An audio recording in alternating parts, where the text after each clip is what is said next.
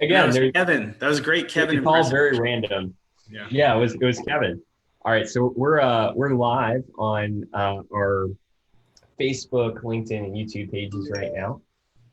So we're gonna give a little bit of time, just waiting for everybody to get in here and join us.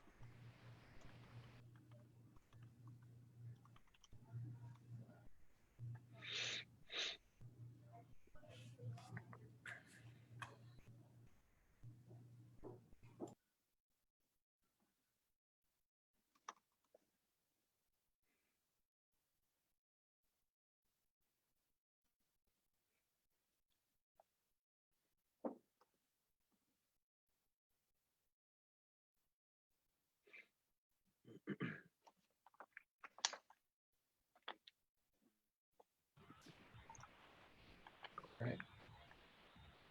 So as we're waiting for Phillip here, my name is Joe Russo. I'm the CEO of the Palm Beach Tech Association. Thank you very much for joining us for our community coffee. I have a subculture iced coffee here with me today. Just for note, for anybody who's enjoying a cup out there, we're going to be talking about social impact marketing today. So we'll wait just a couple more minutes for everyone to hop on, and then we'll get the conversation started.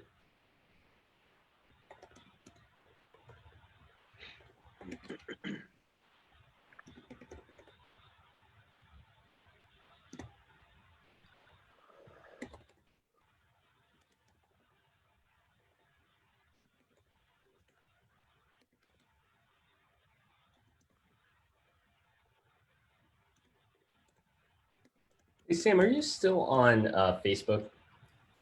No, I'm just on LinkedIn and Twitter for work.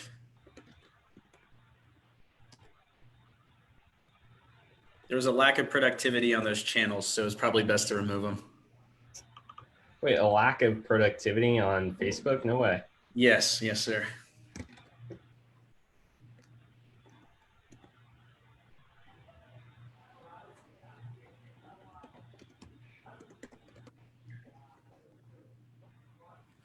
Sam, you said you're on Twitter just for work. Yeah. What do you do? So I'm the chief marketing officer of SEO.co, and we'll get into this. But I also write for like Forbes and Inc. and Entrepreneur, and then also when you do speaking gigs, they always want a Twitter handle. So I had to create one out of necessity. So that's really it. I'm a photographer for Major League Soccer as well. So they'll like tag me in the images that I create for their social channels. Okay, very cool. So is it Samuel Quincy? I can't see your last name. It's Samuel_Quincy. Okay, so it's your personal Twitter handle, but it's like you use it strictly for professional purposes. Pretty much, yeah. I'll post pictures of my dog, who's a corgi named Banksy, but that's pretty much what it's being used for. You named your dog Banksy? I sure did. He likes to create landscapes on the wall as well. He's usually just peeing on them, but that's why he got the name Banksy. That's something special for sure. Yeah. Thanks, Shay. Looking handsome today, big guy. How's it going, Ross?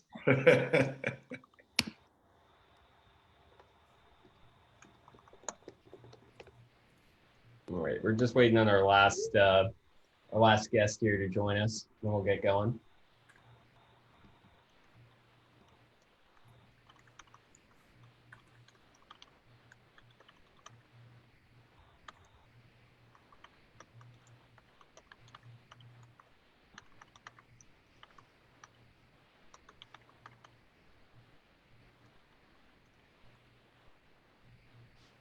All right, so why don't we get started? And I'm sure Phillip's just getting off another call here, so we'll start by introducing Sam and Shay here today, and we'll have a little bit of an introduction time, and hopefully by the time Phillip gets here, we'll be ready for his introduction, and then we will go from there.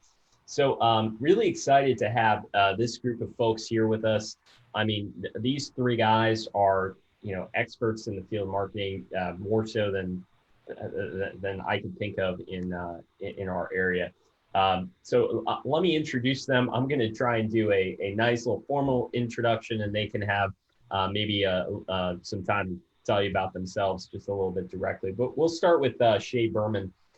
He's the CEO and the founder of Digital Resource, a full-service digital marketing agency located here in downtown West Palm Beach. Shay's clear-cut approach to internet marketing has driven his clients' business to new heights and landed Digital Resource on the Inc. 5000 list year after year after year. Shay's team has been a part of Palm Beach Tech for, I believe, 3 years now. Shay, thank you very much for joining us, man. I'm going to introduce Sam and Phillip, and then in that same order, we'll get back to you guys so you can spend some time just telling us a little bit about yourself. Next up, we have Samuel Edwards. He's a 10-year marketing veteran and currently the Chief Marketing Officer for SEO.co. He's also located here in downtown West Palm Beach with experience working in both in-house marketing departments and at agencies. In his free time, he's a freelance game photographer for Major League Soccer, which I just learned about a couple days ago, and that is awesome. He also covers social media and live action for Atlanta United soccer team. He's the founder of the Palm Beach Search Marketers and the Orlando Search Marketers meetup groups. And if you've never been before, they are ball. He always has a good program, always has good people as part of it. So thank you very much, Samuel. And next, Phillip Jackson.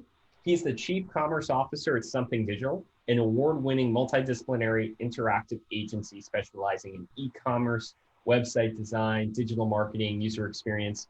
But he's also a very profound podcaster, the co-founder of the Future Commerce podcast, which is also now a media and research company dedicated to the discovery and exchange of ideas that lead to future altering outcomes for us all around the world. And you might have also heard him or seen him out there in the world as just a evangelist for the Magento e-commerce platform, as he's been for a number of years. So thank you very much to Phillip, to Shay and Sam for joining us. Shay, we'll kick it to you. Tell us a little bit about yourself. Yeah, so thanks for that introduction, and thank you guys for having me on here today. As we learned a little bit about my company already from Joe, I started Digital Resource 6 years ago when I moved down from Michigan after graduating from Michigan State University. I was just a guy on a couch doing marketing for about a year or two before anything started to pick up at Digital Resource. Over the last 4 years, we've grown quite a bit. Today, we have 55 full-time team members. We service hundreds of clients around the country, and we're very proud of the team that we built, the people that we continue to grow in our company, and the work that we do, which is all digital-based. So everything from paid advertising, search engine optimization, website development. Clients come to us when they're concerned that they're not getting enough leads from the internet. They're annoyed that their competition looks better than them online, or they're really just frustrated that they can't hit their goals and or bring in the specific kind of work they want to bring in. They hire us, we do those consultations, and we bring them in. So I'm happy to be here today, talk with you guys about how we run our company, some things that we do with our team, how we do social marketing. And again, thanks for having me. Awesome. Sam, next up. Yeah, so I'm the Chief Marketing Officer of SEO.co. I've been the Chief Marketing Officer for about a year and a half now, but I've been with the agency for about 6.5. When COVID started happening, everyone was like, oh, what is it like to work from home? But I've been doing that for 7 years. Our team is entirely autonomous and just all over the country. We have a small headquarters based in Seattle, but my logic that I always tell people is I'd rather sweat to death than freeze to death. So that's why Palm Beach was a better option than being in Seattle. And what we focus on is link building, SEO as our main focuses, and content marketing. We also do significant PR. I write for Inc. magazine, Entrepreneur, and Forbes. And so what we try to do is help align the brands that work with us to a publisher that makes sense to be working with them. So we do a lot of link building and similar things that Shay does over at Digital Resource. We have over 1,000 clients across the world. So we're really big in the US, Canada, United Kingdom, and Australia. For some reason, I still haven't figured it out with all my years of market research why the Australians love us, but we pretty much work with every agency out in Australia. And yeah, we're looking forward to having this conversation as we're an autonomous team, and we take pride in the clients that we work with, and we want to ensure that the brands we're working with are aligned with how we feel. We're an agency where we're fortunate enough, even through everything that's going on, where we have the option to take on clients that match with how we act and how we are as people. So to be able to align with who we are as people with the brands we're working with is something that we're happy about, and why we're so thrilled to be a part of this conversation today. Awesome. Thank you for joining. And next up, Phillip. Yeah, well, thanks, Joe. And my power keeps going out here, and I apologize.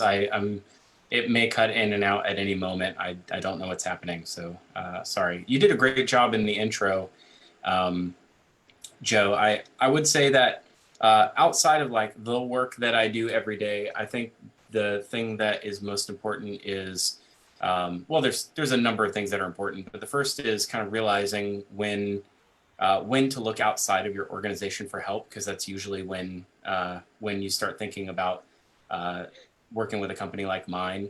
And I think that takes an incredible amount of determination and skill in 2020 to figure out who's telling the truth and who's trying to sell you something. And so the thing we work hardest on is to not require that people work with me or pay me money or hire us to learn from us, or to learn about the things that we're seeing in the world, specifically in e-commerce. And rather that we're trying to create a culture of open sharing and shared learning, which I think creates community or fosters the ability to have a community of people that can depend on each other regardless of like a financial outcome. And I think that breeds trust. I've seen this in a lot of other industries, and we just happen to be in the realm of e-commerce, but having an open, like a culture of open sharing and learning is the best way for people to all experience a shared benefit. And we all benefit when the pie continues to grow. If there's greater economic opportunity for everybody, then that means all of our businesses can grow and can grow equitably. And that means that there's fewer of us competing for this, a smaller number of opportunities in the world. So as my power flickers, I'll say thank you for having me. Thank you very much. And again, today's topic is on social impact marketing. So how can we have an impact in the world around us with the marketing that we're doing? Both, I think everyone here markets for both themselves as themselves as individuals, the companies that they work at, and then for their clients. So we're all kind of in this very odd realm, especially in the last few months around the world. There's so much going on around us, for better or worse, right? So obviously the conversation today, I think, is holds more of a weight now than ever. And by the way, I'm sorry, I got like multiple screens going on today, so it looks like I'm not looking at the camera, but I got like a few different things going on here. So if I'm looking away, I'm not, giving you the cold shoulder at all.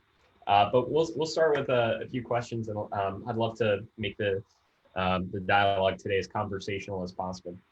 But we'll start with a general one.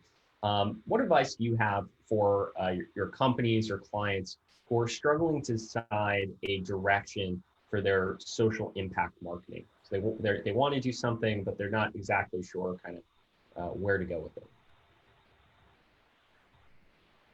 I think that as far as figuring out where to go, it should definitely come from your people. So one thing that we always do is we ask our team, like, what are they passionate about? How do they think we can give back? So by engaging our own team members, we've been able to figure out what they want to do in our social media and our own marketing to be able to give back to the community, engage with them. So we're always about our people. Our team is what builds us. So getting to them and asking them those questions and always keeping a pulse on what they think is important has been big for us when choosing a direction. Yeah, and I agree with that. I think one thing to note too is that the consumer, or just anyone who's working with your brand, can definitely smell BS. So if you're putting out, social messaging that isn't aligned with with your brand, or if you're doing it in a way that feels really contrived and that you're kind of just going with the flow of where we're at today, it's going to be really easy to spot and identify. So Shay, I totally agree that where your actual employees are, how they're feeling, and what they want to actually do as far as their social impact is concerned, I think that is really valuable. Is just be true and don't be as contrived, because again, it's one of those things that the consumer can immediately recognize.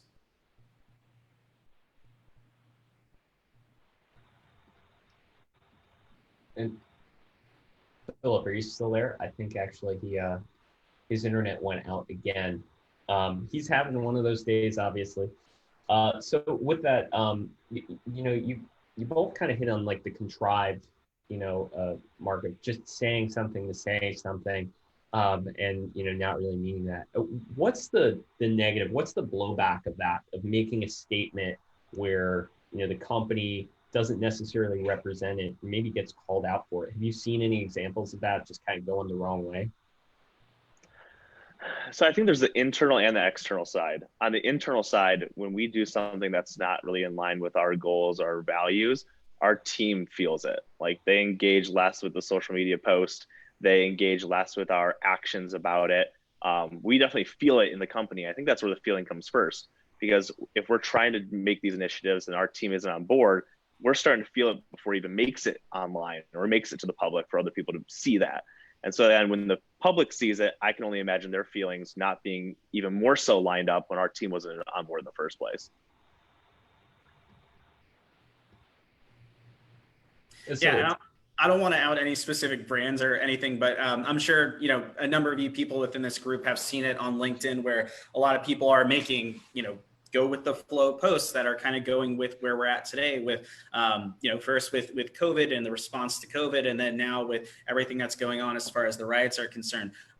There are a number of influencers on LinkedIn and other channels where you can kind of feel that it's disingenuous. And like I've been saying, it's just a bit contrived. I'm not going to name names, but I'm sure everyone has seen posts like that. Yeah, and is that the most common mistake? You guys think that it's, where they go a direction and maybe not have the full backing of their company or their brand behind what they're saying? Or is there like another more common mistake people undertake in this process?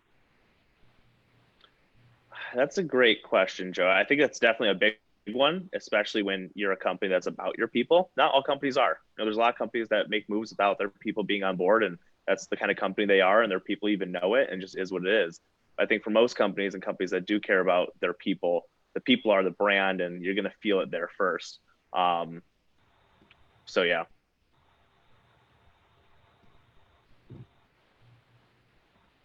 I'm just checking to make sure Philip is getting back in here. He's working on it. Another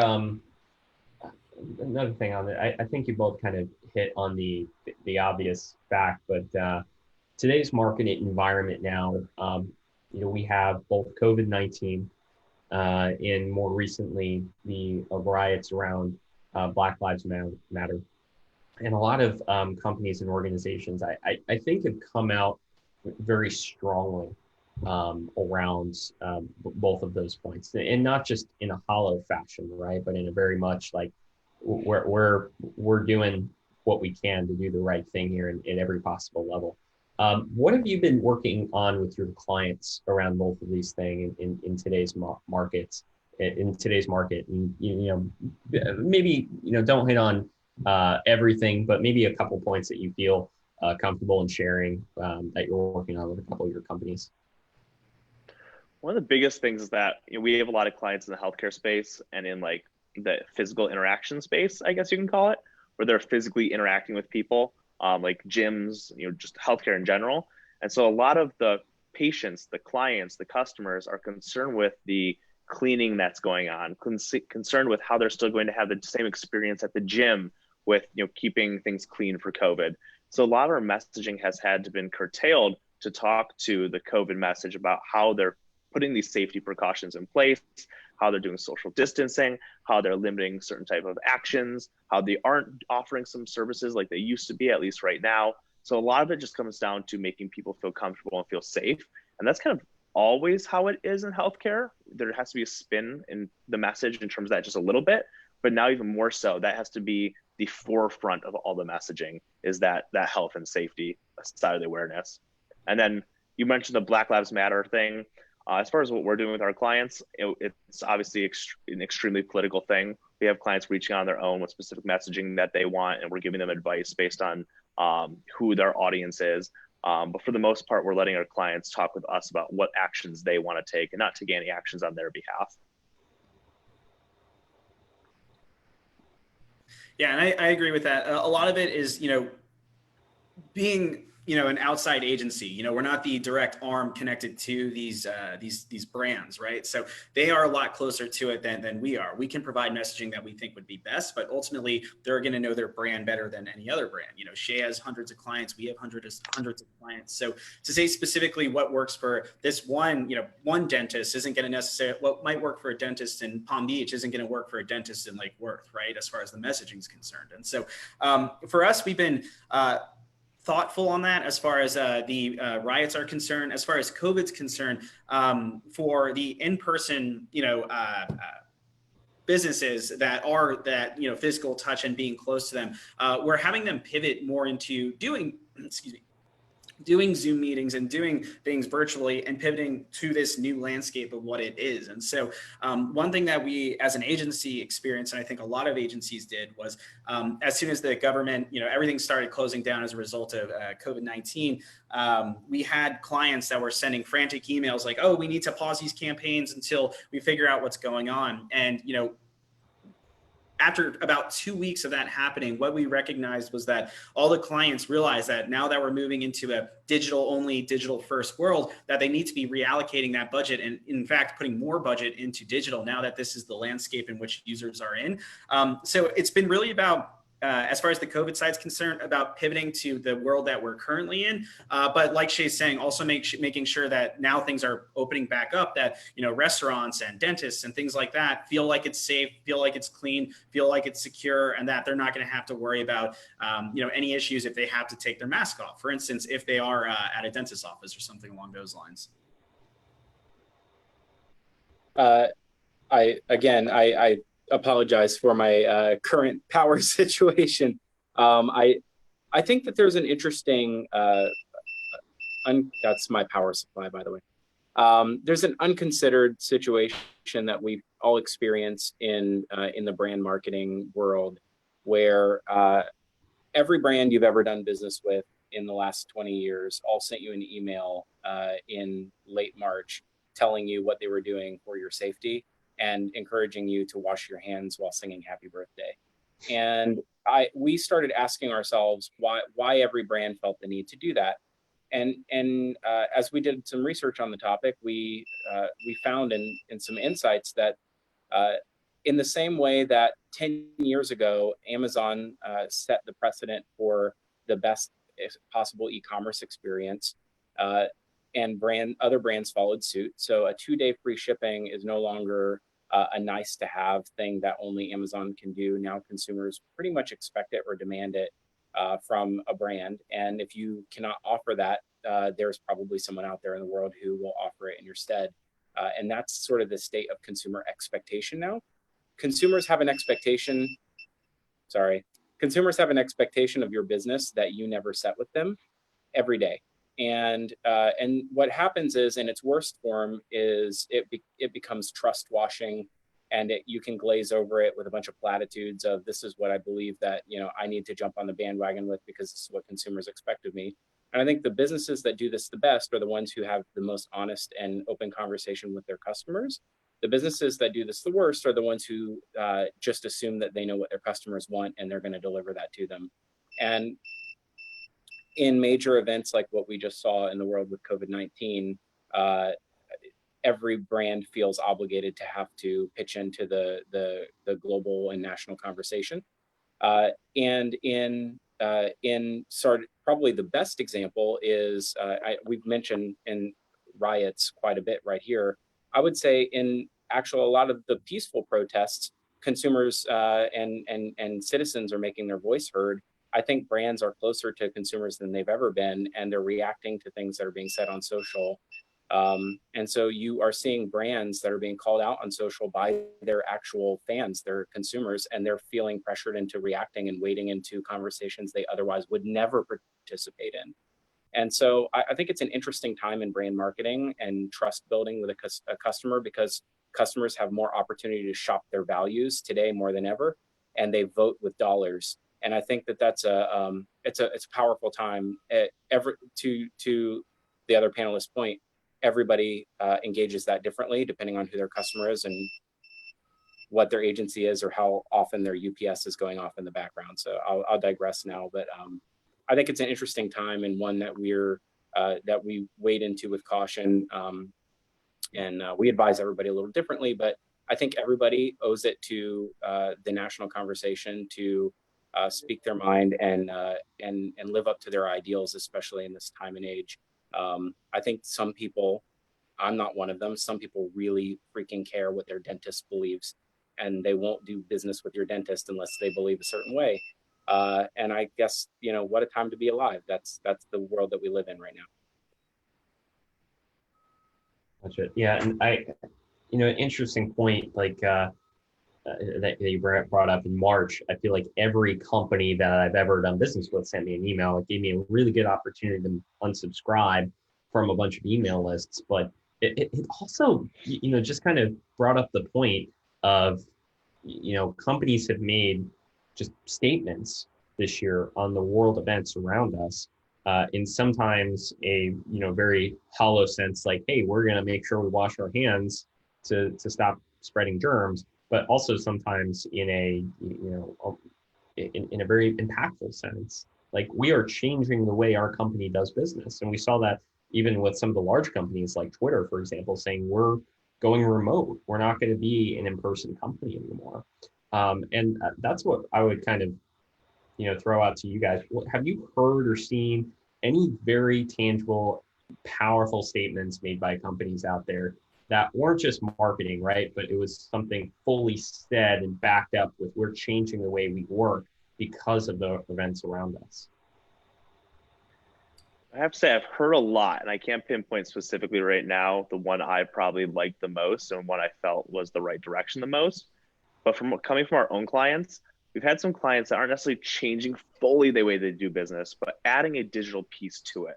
So whether they're a doctor who's now allowing a remote visit, they're doing that e-doctoring, or a gym, for example, that is going to allow people to take their classes at home through their online portal. We've seen pivots, but not full moves.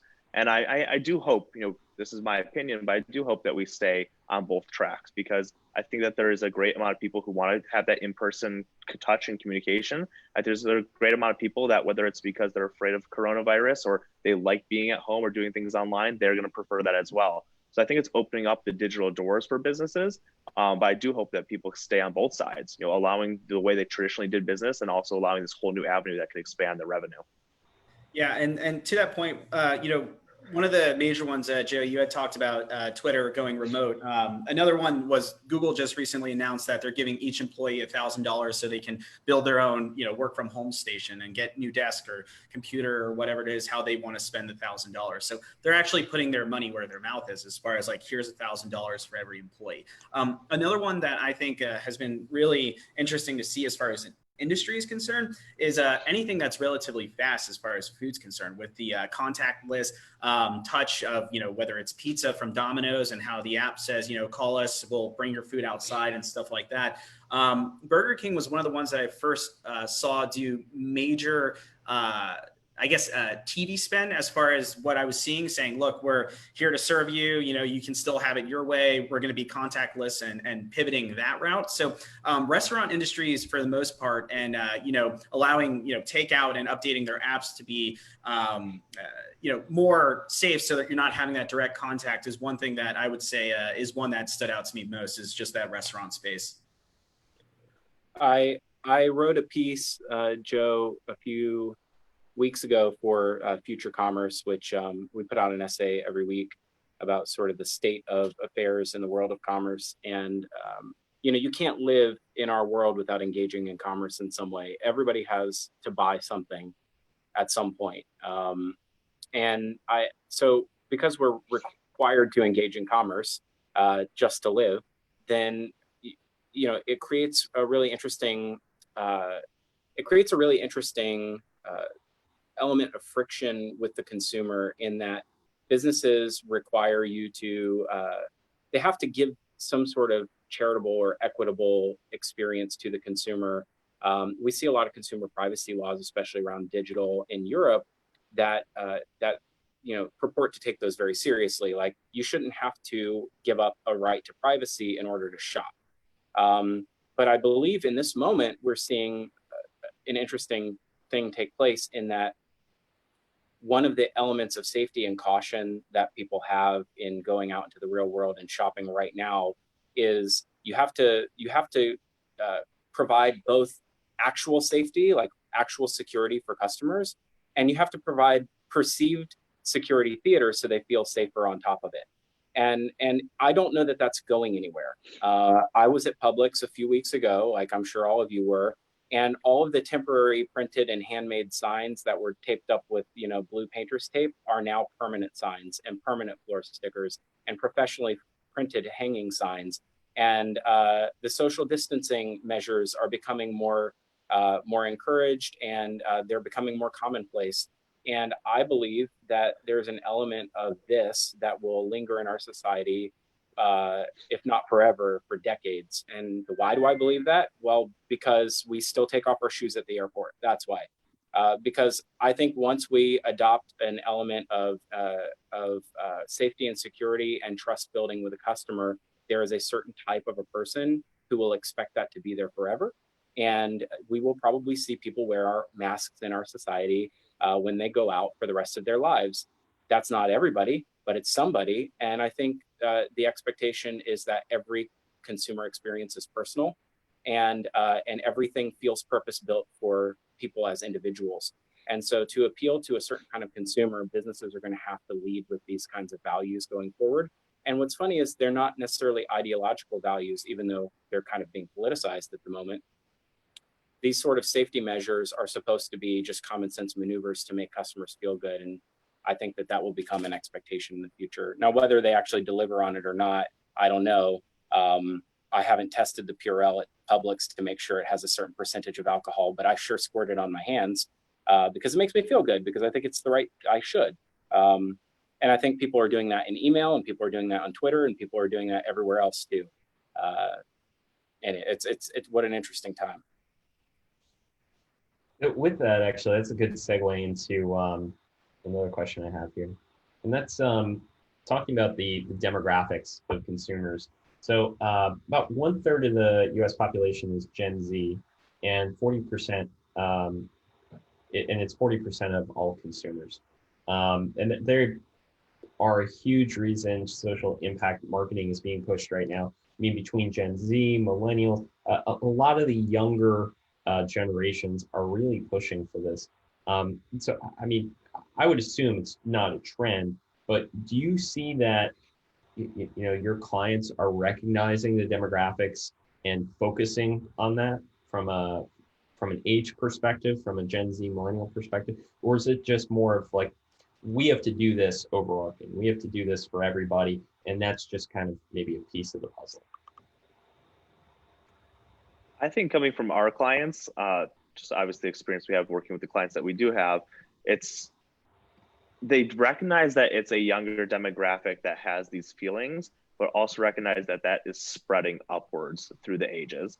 So it's definitely a feeling that we have to do this. We have to have some type of social impact to our marketing, because that's what people want to see, and that's what we can compete against. That's the next unique selling proposition, if you will, which is, hey, my competitor down the street does everything we do, has the same technology we have, everything, but we're different because of this. And I think that social impact marketing is just that next tier of how do we, continue to rank ourselves marketing wise above our competition. And I think eventually we're going to get to another piece. We're going to have that social impact marketing, and then we're all going to have this one more layer on top, and those layers are just going to keep building.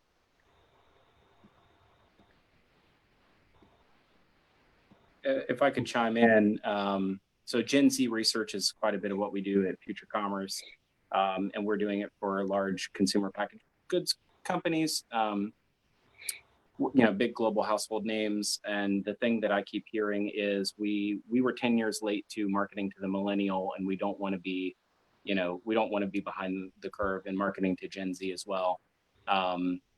I feel like the pendulum swings back and forth pretty aggressively on social ideals. If we look at millennials, my understanding and the research we've conducted, millennials are incredibly idealistic. And cancel culture is a good example of an outgrowth of that, is that if you, at any point in your life, have some sort of dissonance to what the current political climate, or my example of what human interaction should be on my ideal at this moment, then you're not relevant to me and my conversation at this moment. And I think brands really, really struggle to live up to those ideals all the time, especially because, leadership are made up of people, and people inherently aren't always consistent all the time over many decades. But I feel like Gen Z swings back the pendulum in quite an aggressive way. If you grew up in the late 80s like I did, you'll remember a show called Family Ties, and Alex P. Keaton, right, was Michael J. Fox's career, sort of became a household name, and his career was started there. Watching that as an adult, Family Ties was entirely about the premise of two hippie flower children parents raising an ultra-conservative Gordon Gekko conservative Republican son.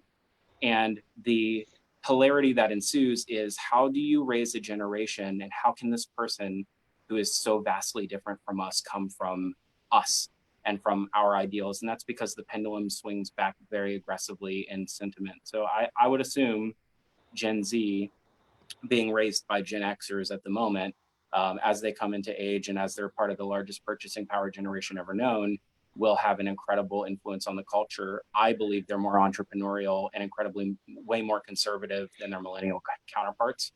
And they care a lot less about freedom to own things and travel the globe and have experiences, and a lot more to have control over things and exercise safety. They grew up in a world that was post 9/11. They grew up in a time where school shootings were very common, and post Sandy Hook. They've grown up now in the era of coronavirus. In many ways, they're very unlucky, but I think that makes them incredibly entrepreneurial, and to want to have complete and exercise total control over, creating something of their own and retaining control of that. So they'll own the brands of the future, which means they're going to set the tone for the future and for generations to come. I'm incredibly encouraged by that, but I think it's going to look very different to what we have today. And do brands need to worry about that right now? I don't think it's a tomorrow thing. I think it's a, probably a 5 years from now thing that we're all going to start to really experience it. It's great insight. So turning it back on you guys for a second, let's leave out the fact that you guys are professional marketing and e-commerce SEO type guys for a second. What have you bought online, or what campaign have you responded to in the last 3 months that maybe it's something you bought online? Maybe Phillip, it's something your kids saw that you're like, oh gosh, I gotta buy this now. But what's something that you just were like, I like that, I'm gonna buy that, or I'm gonna engage on that?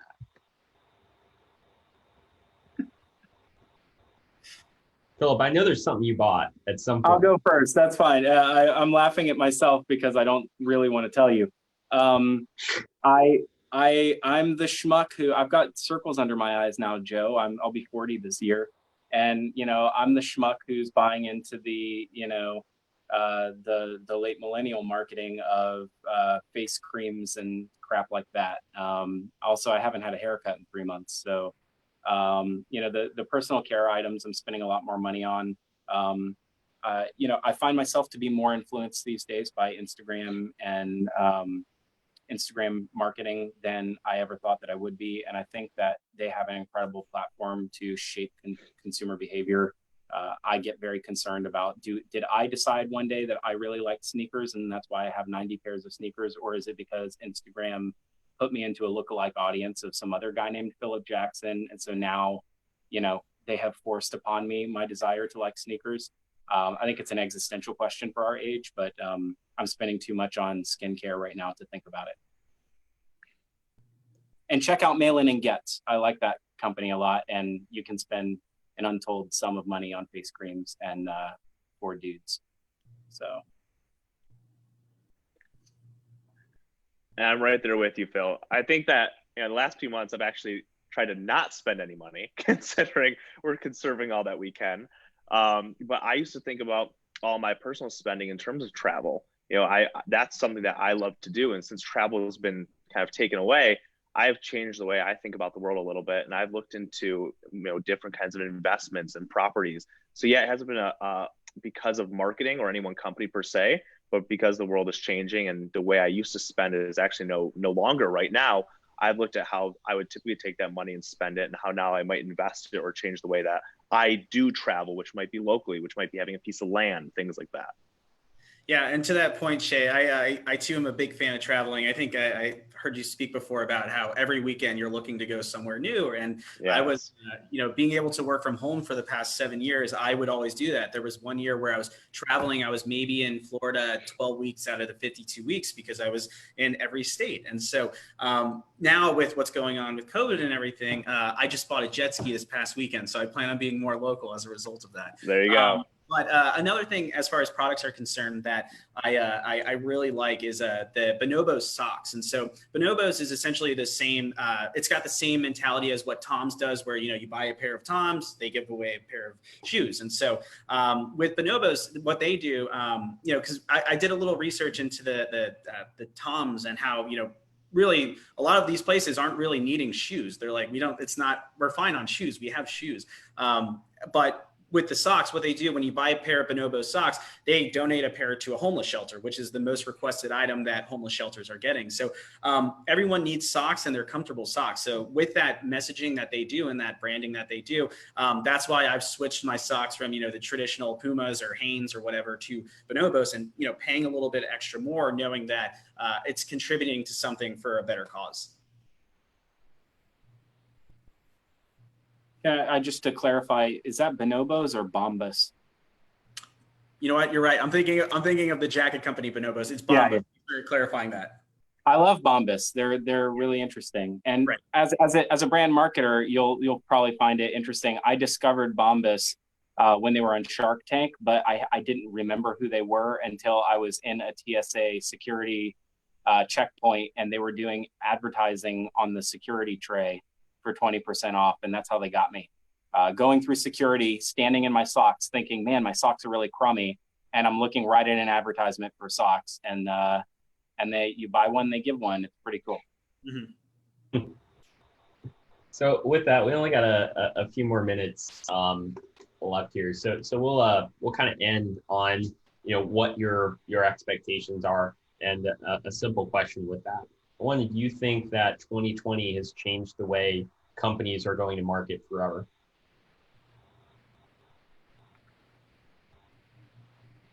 Joe, would you say does 2020 change the way companies are going to market forever? Yes. So basically, the events of the last few months, have they forever changed how companies are expected to market to their customers? Well, I think to Phil's point, there's going to be some aspects of this that last for decades, that last forever. And until we get to that consumer expectation and how this whole virus plays out, or if it plays out forever and it keeps going, that's going to play a big role into how companies continue to market, in my opinion, as far as how that has changed things. But I think that it's going to make companies more nimble. It's going to make every company realize that how we do business can change on a dime, whether it's a pandemic or something else that happens. Like I've been telling my team, a pandemic is not the only thing that can make all of this happen all over again. There's many things in the world that can cause your whole business and your whole structure to be uprooted. So being more nimble, having contingency plans, and then marketing to those worries and those fears that may continue to linger is for sure going to be something that continues, to what level and what extent we don't know, but it will continue, in my opinion. Yeah, and as a marketer, the one thing that's really interesting is, when you're having those discussions with your clients, they're like, how should we spend our marketing dollars on Google, right? And so whether it's Google ads or doing SEO, the one thing that we're, as marketers, we're I'm glad we're all facing the same problem, is that, when we look at historical data of things that have occurred in the past, we can't use Google's historical data from last year or years past, because we weren't going through a pandemic last year. We weren't going through a pandemic years before. So the data that we're all working with is a little flawed and skewed because the search volume is completely off. So I would anticipate that with the unknowns of what's going on, I think as marketers, we're trying to tread lightly as far as what it is we're doing, and we're having to do a lot more tests today that we could historically look at data from years past to really get an idea of what it is we were working with. But now with where we're at, it's going to be interesting over the next few months to see how, with COVID and with the protests and the riots, where things go. But I anticipate that we're going to have to continue to be flexible and as transparent and honest with our clients about whether we think one way is the right way to go, or if it's kind of a guesstimate to really let them know that we haven't faced all of these things all at once, so we're all in the same predicament right now. Wow, this has been really enjoyable. I love these kinds of conversations. Thanks for having me. I'll answer your question, Joe, with a parable, because that's how I think about everything. In 2015, October 1st, 2015, there was this thing that happened in the world that, unless you were in credit cards and payments, you didn't really know about. It was called an EMV liability shift. And the EMV liability shift was a requirement that if you could take a chip at a checkout with a credit card, that if you did not accept the chip, that any credit card theft liability that happened thereafter as a result of that transaction was your liability and not the bank's, because prior, banks would insure credit card theft and they just cover the loss. And now they're saying chips are more secure. As of October 1st, 2015, you're required to take a chip. In our region, Publix was the last adopter of the EMV liability. They have had a payment terminal capable of doing EMV in every store in the Southeast for 4 years, Joe, and they still didn't do it. Why? Because it's expensive and the per transaction fee was higher, and they would rather take the risk. But guess what? Coronavirus changed that. The month of quarantine, they turned on that capability in every store so that they could have contactless payments. Now you can tap to pay at Publix. Now you can use your contactless payment option.